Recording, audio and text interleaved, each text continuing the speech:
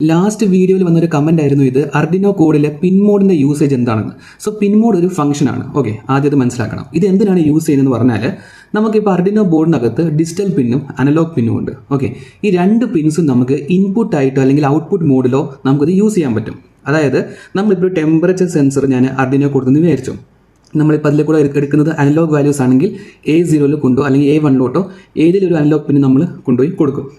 അപ്പോൾ ഈ ടെമ്പറേച്ചർ നമ്മൾ കിട്ടുന്ന വാല്യൂസ് ഈ സെൻസർ എല്ലാം കൂടെ അർഡിനോട്ട് ഇൻപുട്ട് ആയിട്ട് കൊടുക്കും. അപ്പോൾ നമുക്ക് ആ പിന്നിനെ ഇൻപുട്ടായിട്ട് യൂസ് ചെയ്യാം. അതല്ല, ഇപ്പോൾ എനിക്കൊരു LED കൺട്രോൾ ചെയ്യണം. അപ്പോൾ ഞാൻ ആ ഒരു അർഡിനോ പ്രൊഡ്യൂസ് ചെയ്യുന്ന സിഗ്നൽ ഔട്ട്പുട്ടായിട്ട് എടുത്തിട്ട് ഞാൻ LEDനെ കൺട്രോൾ ചെയ്യും. അപ്പോൾ എനിക്ക് ഇൻപുട്ടും ഔട്ട്പുട്ടായിട്ടും ഈ രണ്ട് ഡിജിറ്റൽ പിന്നും അനലോഗ് പിന്നും യൂസ് ചെയ്യാൻ പറ്റും. ഓക്കെ, നമ്മളിപ്പോൾ ഒരു സെൻസർ അർഡിനോ ബോർഡിൽ കൊടുത്തെന്ന് വിചാരിച്ചു. ഇപ്പോൾ ഞാൻ LED കൊണ്ടുപോയി 13 കൊടുത്തു. ഈ 13 കൊടുത്തെന്ന് എനിക്ക് മാത്രമേ അറിയത്തുള്ളൂ, അർഡിനോയ്ക്ക് അറിയത്തില്ല. അർഡിനോ വർക്ക് ചെയ്യുന്നത് എങ്ങനെയാണ്? നമ്മൾ കുറച്ച് ഇൻസ്ട്രക്ഷൻ കൊടുക്കുമ്പോൾ അതനുസരിച്ച് അത് വർക്ക് ചെയ്യും. അതിനപ്പുറം അതിനൊരു കേപ്പബിലിറ്റീസും ഇല്ല.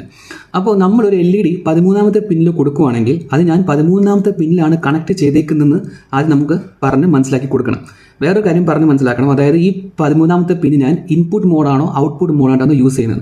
അതുകൊണ്ടാണ് ആ ഫംഗ്ഷൻ്റെ പേര് പിന്ന് മോഡ്. അതായത് ഈ പിന്ന് ഞാൻ ഏത് മോഡായിട്ടാണ് യൂസ് ചെയ്യുന്നത്. 13th പിന്നെ ഡിജിറ്റൽ പിന്നിൻ്റെ 13th കൊടുക്കുകയാണെങ്കിൽ പിൻ മോഡ് 13, ഔട്ട്പുട്ട്. അതല്ല, ഞാനിപ്പോൾ ടെമ്പറേച്ചർ സെൻസർ അനലോഗ് പിന്നി കൊടുക്കുകയാണെങ്കിൽ പിൻ മോഡ് A0, ഇൻപുട്ട് എന്ന് പറഞ്ഞ് ഞാൻ കൊടുക്കും. സോ ഇതുകൊണ്ടാണ് നമ്മൾ പിൻ മോഡ് എന്ന ഫംഗ്ഷന് യൂസ് ചെയ്യുന്നത്. എന്തെങ്കിലും ഡൗട്ട് ഉണ്ടെങ്കിൽ കമൻറ്റ് സെക്ഷനിൽ പറയാം. വീഡിയോ ഇഷ്ടപ്പെട്ടെങ്കിൽ ലൈക്ക് ചെയ്യുക, ഷെയർ ചെയ്യുക ആൻഡ് ഫോളോ ചെയ്യുക ജിയാ ടെക് ആൻഡ് സർക്യൂട്ട്സ്.